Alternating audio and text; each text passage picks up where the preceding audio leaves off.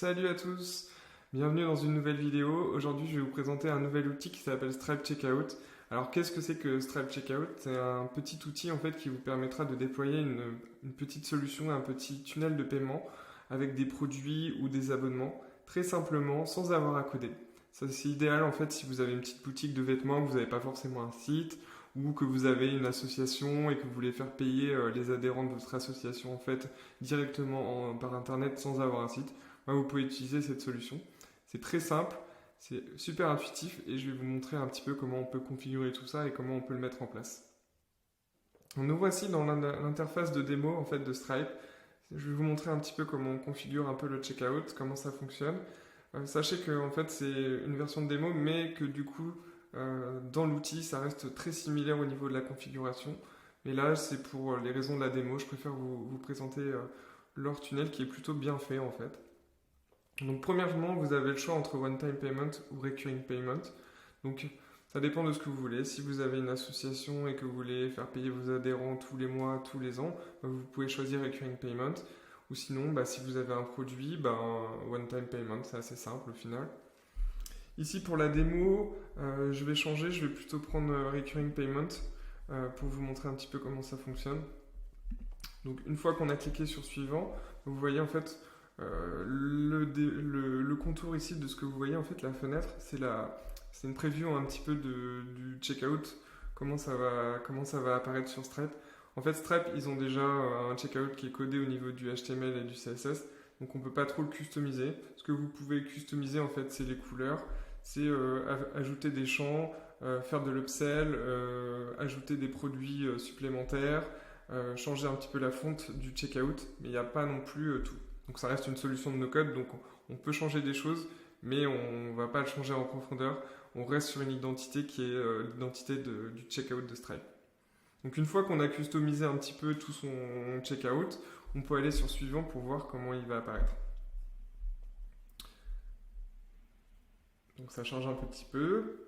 Et voilà, vous voyez, en fait là du coup avec ce que j'ai fait, j'ai déjà plus ou moins un checkout. Donc ça c'est la page. Et en fait, cette page, elle apparaît avec un lien.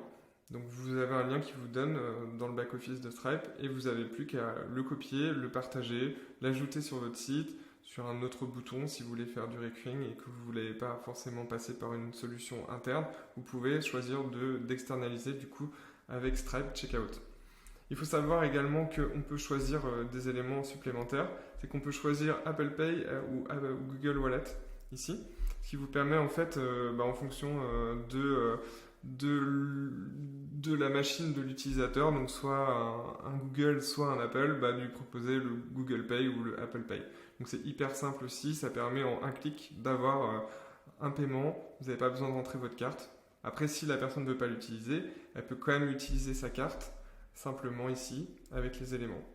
Et donc après vous avez un interface dans Stripe avec toutes vos commandes, tous les produits et tous les éléments en fait associés à soit votre one-time payment, soit votre recurring payment.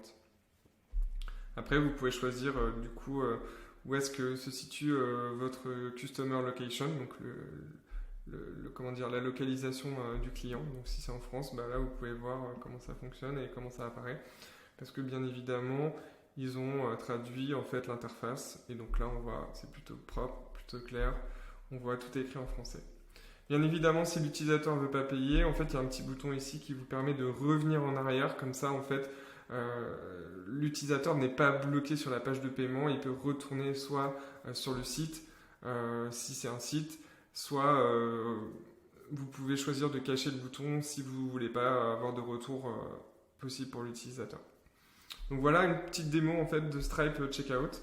Vous pouvez aller voir plus en détail sur Stripe du coup, sur l'outil. Ça nécessite également pour accepter des paiements d'être validé par Stripe. Donc il y a tout un processus également de validation de votre identité parce que vous allez commencer à recevoir des paiements. Donc ça il faut le savoir aussi, c'est pas quelque chose qui se fait en une minute. Il faut quelques minutes quand même pour configurer tous ces produits. Mais voilà, entre développer un petit checkout en tant que développeur où ça prendrait plusieurs heures, plusieurs jours, là, en une demi-heure, trois quarts d'heure, vous avez un checkout pour recevoir des paiements qui est exploitable et utilisable par vos clients. Et ça, c'est super intéressant. Dernière chose que je n'ai pas évoquée, c'est qu'au final, Stripe vous permet également de tester votre paiement. En fait, ils vous fournissent des cartes de test, donc des cartes bleues de test qui vous permettent de simuler soit c'est un paiement en succès, soit un paiement n'a pas fonctionné. Et donc vous pouvez retrouver en fait les différentes cartes, c'est toujours les mêmes. C'est toujours les mêmes codes, donc vous pouvez les tester. Ça ne marche qu'en environnement du coup de test, mais ça vous permet du coup de voir un peu ce qui se passe si ça ne marche pas ou si ça fonctionne. Voilà. On arrive à la fin de cette vidéo, j'espère qu'elle vous aura plu. N'hésitez pas à vous abonner, à commenter ou également à mettre un petit like, ça pourra m'aider énormément. Je vais faire d'autres vidéos sur le no-code, donc n'hésitez pas à activer également la cloche si vous voulez être notifié quand il y aura d'autres vidéos. N'hésitez pas également à voir la dernière vidéo que j'ai faite, qui est ma première vidéo sur comment faire une petite application mobile avec Adalo, bien évidemment sans code. Et sinon, je vous dis à très bientôt pour une prochaine vidéo. Bye bye.